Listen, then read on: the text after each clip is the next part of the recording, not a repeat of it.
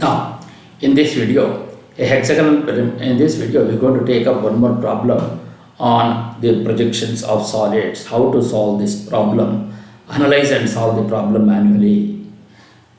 So the problem reads as a hexagonal pyramid, 25 mm size of base and 50 mm axis length, rests on HP on one of its slant triangular faces. Draw the projections of the pyramid when the axis appears to be inclined to VP at 45 degrees. To do this, so first we will see, since it is a hexagonal pyramid resting on one of its slant triangular faces, the edge containing that slant triangular face has to be perpendicular to VP, because the slant triangular face has to be perpendicular to VP. Then only you are going to get a line in the front view. So this is the slant triangular face. So since you have the two edges which are opposite to each other, so you will kind of have a triangular face on this side, and also the triangular face is on this side. How do I know that it is a triangular face? If you look from the top view, O dash, A dash, F dash, which is O, A, F is one triangular face, and O dash, C dash, B dash is the another triangular face, which is O, C, D. In the top view, both are looking at the triangle, and the edges containing these triangular faces are perpendicular to VP. Therefore, you are getting a line here in the vertical line in the top view. Now, how to construct this? First, we are going to draw the XY line and you mark VP and HP. So, in the top view, first what I need to do is you take the 2 times the diameter, 2 times the side. So, what is the side? The diameter is, if you were to 2D. So, that means you draw a vertical line of any length by using the compass with this as center. Take the radius of 25, draw a circle. Once you draw the circle, then that vertical line will cut the diameter on the circumference of the circle at these 2 points. You mark that point as B and you mark this point as E. Then again, with B as center, take the same radius of 25, cut it on this side and also on this side on the circumference of the circle. Similarly, with E as center, taking the same radius of 25, cutting on this side and also on this side. And you mark this point as A, you mark this point as C, you mark this point as D, and you mark this point as F. Then mark this point as O1 in bracket. Then join A to B, B to C, C to D, D to E, E to F, and F to A with a dark line. And then join the diagonals between AD, between FC, and then between BE. So mark these points as O and O1 in bracket.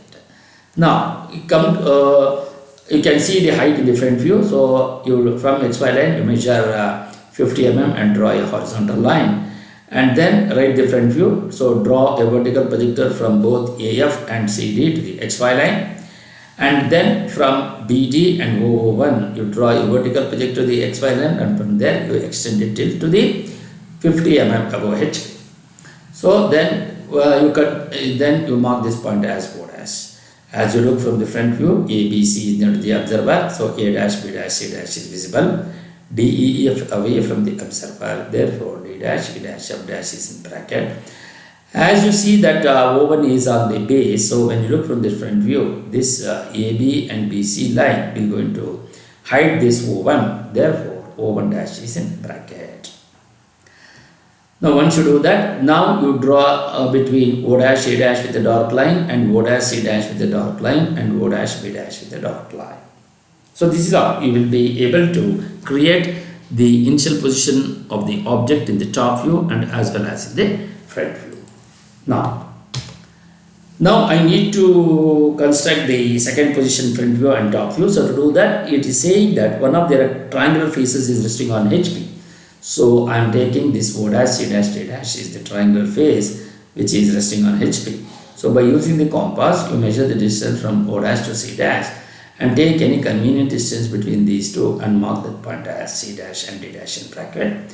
And then by using the compass from C dash, you cut an arc on this having the radius equal to C dash O dash of the front position, the first position front view. Then you mark this point as O dash. Similarly, you measure the distance from C dash to A dash with C dash as center, draw an arc, and with O dash A dash is the radius, with this O dash center cut on the previously drawn arc. So you mark that point as A dash and F dash in bracket. Here, then you measure the distance from C dash to B dash. From C dash you cut an arc on this A dash C dash line, and you mark that point as B dash, and then A dash in bracket, then O1 dash is in bracket. Then join O dash to C dash to A dash to O dash with a dark line. Then join between O dash B dash with a dark line. Similarly, you draw a vertical projector from both C and D to the top view, and also from vertical projector from A dash and F dash to the top view. So both these two lines will going to intersect at this point, which is A. Then it comes with B. Then it comes with A, B. Then it comes with C. Then it comes with D, and then it comes with E, and this with F. Then join A to B, B to C, C to D, D to E, E to F, F to A with the thin lines. Similarly, O to A, O to F, O to B, and O to E, O to D, and O to C. And you mark this point as O1 for the time being. So now we are going to apply the condition. What is the condition? All the exterior edges of the boundaries of the solids are visible. So you start from CD, C to D, D to E, E to O, O to B, B to C, and C to D. So then all the exterior edges of the boundaries of the solids are visible. So these are the edges which are going to form the exterior edges of the boundaries of the solid. Therefore, we have made it dark. Now, the surface near the observer is visible. So when you look from the top view, both A dash, B dash, C dash is visible. So E to B, okay, B to C, C to D, D to E, E to F, and F to A. This entire hexagonal surface will going to become visible. So you mark that. Then from a point, if any of two of the edges are visible, automatically the third edge also becomes visible. What does it mean? If you think that from a point you have AB, AF, and OA. So once you have AB and AF is visible, obviously this OA and OF has to be visible. Otherwise, this condition will not be satisfied. From a point, say X, A, if any of the two edges are visible, that is AB and AF is visible, then automatically the third edge is also visible. So A becomes visible. Similarly, from F you have F to A, F to E, and F to O. So you can dark them. Then we have the edges which is OD and OC. Both OD and OC will going to cross the visible edge AF. But AF is visible, so obviously OC cannot be visible and OD cannot be visible. Therefore, this becomes a dotted lines because two visible edges can never cross each other.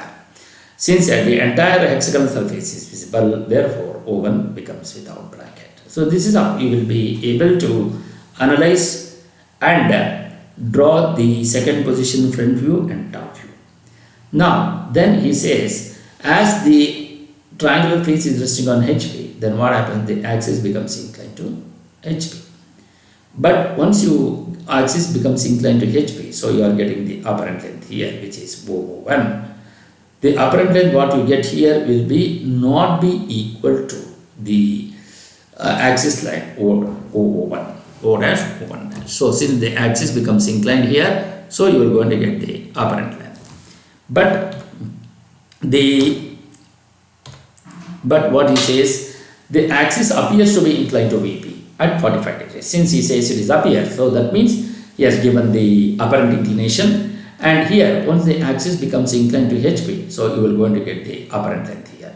So from the projections of lines on the apparent length, you have to get the apparent inclination. On the apparent inclination line, you have to get the apparent length.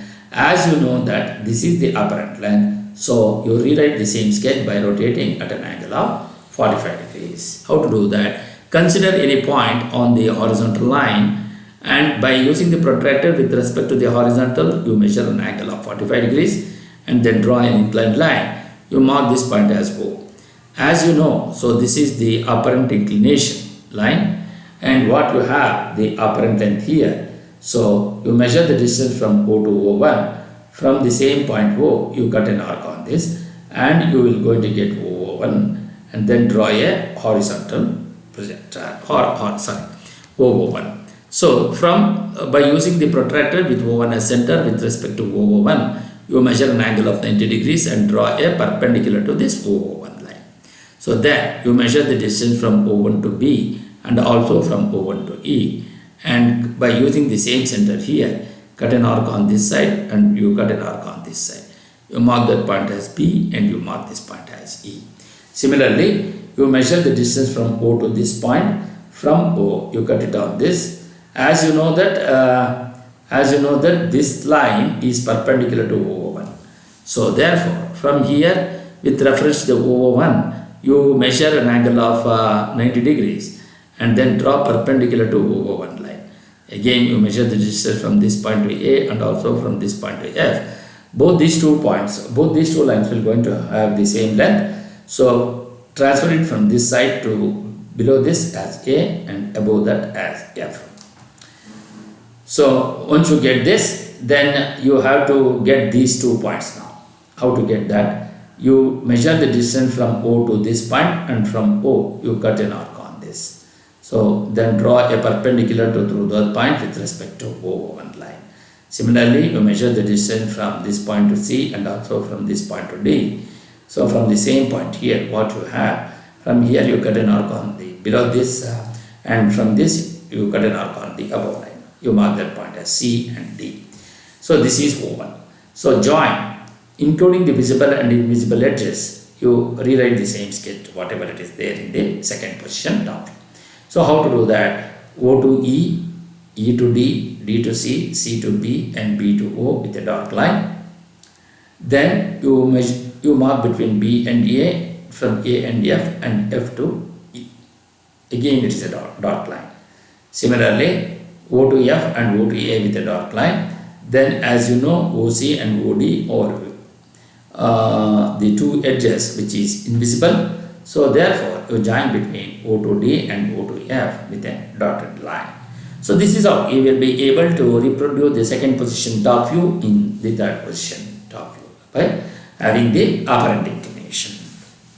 Then draw the front view for this. How to do that? Draw a vertical projector from both A dash and F dash to the third position front view and draw a vertical projector from both A and F.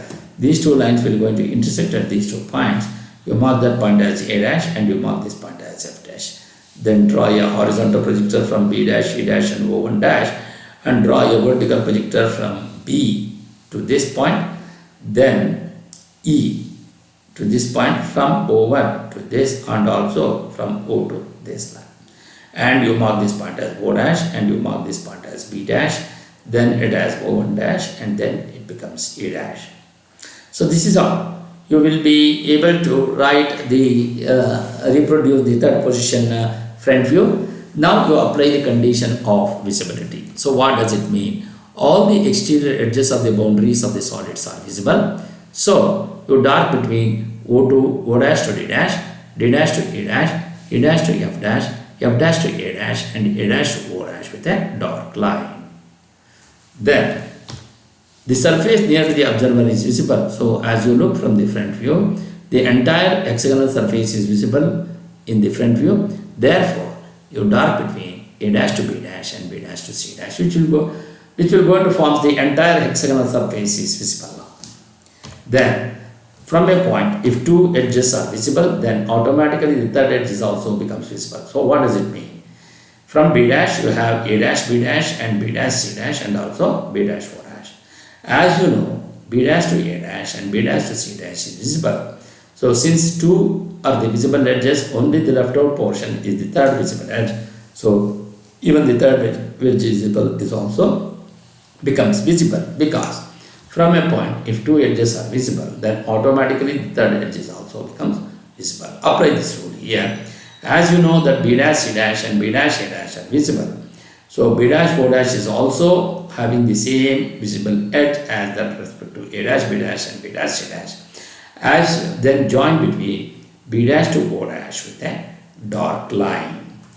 So then 2 visible edges can never cross each other. As you know that B dash C dash becomes visible and F dash O dash and E dash O dash are passing this visible edge B dash C dash. Therefore, two visible edges can never cross each other.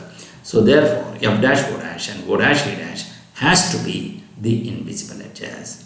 If you dot this, then two visible edges will going to become B dash C dash is already visible. And if I say F dash O dash and O dash E dash is also visible, then that means there is some mistake. So apply the rule. Two visible edges can never cross each other. So therefore, O dash F dash and O dash E dash will be invisible edges. Since the entire hexagonal surface is visible in the front view, therefore O1 dash is on that surface. You are going to dot them. So this is how you will be able to create the drawing, analyze and create the drawing manually by using the sketchbook. How do I know that my problem is right?